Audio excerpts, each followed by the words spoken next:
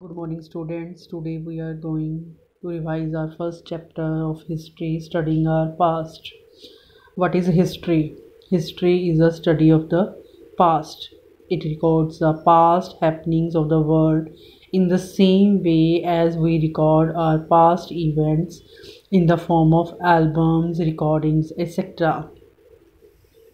What are the reasons for studying history?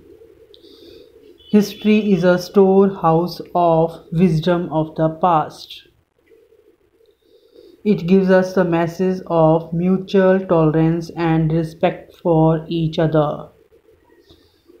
It helps us to understand the development and growth of human society over the ages. These are the reasons for studying history. Next, who are historians? People who study history and arrange the events of past in chronological order, in sequence order, are known as historians. Next one, about BC and CE. All the dates in history are written with BC or AD. BC stands for before Christ, while AD refers to Anno Domini, which means in the year of Lord. For example, 500 BC means 500 years before the birth of Jesus Christ. Similarly, 2000 AD means 2000 years after the birth of Jesus Christ.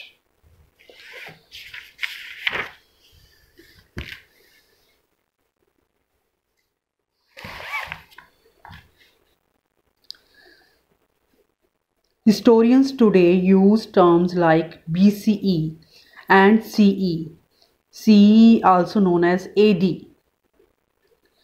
BCE means before Common Era and CE means Common Era.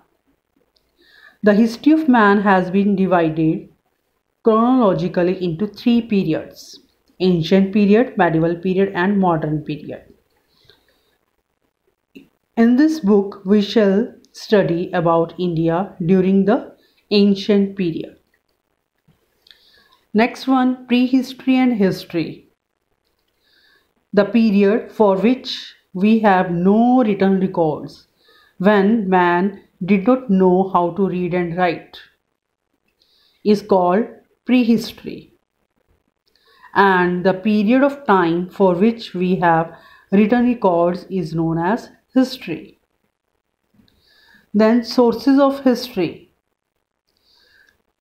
There are mainly two sources of history: archaeological sources and literary sources. Who is called an archaeologist? A person who studies the remains of the past is called an archaeologist. And what is archaeology? The study of the material remains of the past is called an archaeology. Then archaeological sources. First source is artifacts.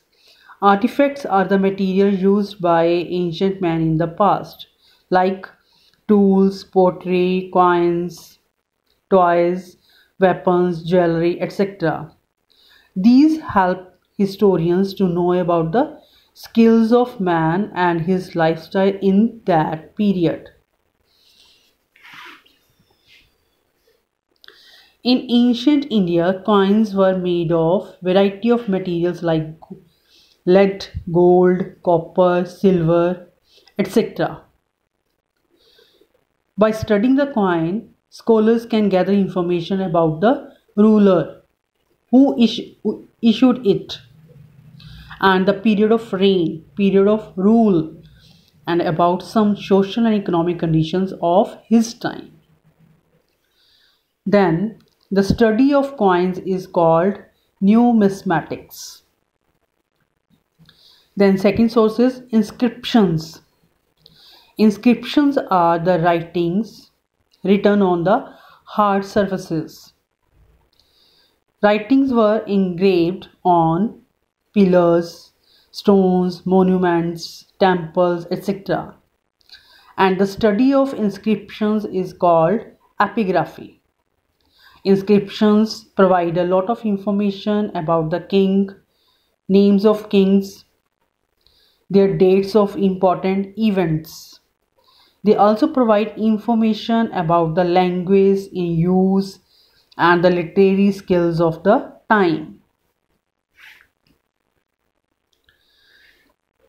These are the inscriptions that are engraved on monuments, temples, etc. Next are monuments. India is a country of monuments. We have large monuments of heritage sites in India, like in Delhi, Red Fort, Qutub Minar, Old Fort, Humayun's Tomb, etc. These monuments tell us about the occasions on which they were built and the religion promoted by the builders. Next source is literary sources. Literary sources are the written records of the past. Many of the available literary sources on ancient India are manuscripts. In ancient India, before paper came into use, जब paper नहीं बना था, these literary sources are written on palm leaf or on birch bark, which is also called Bhojpatra.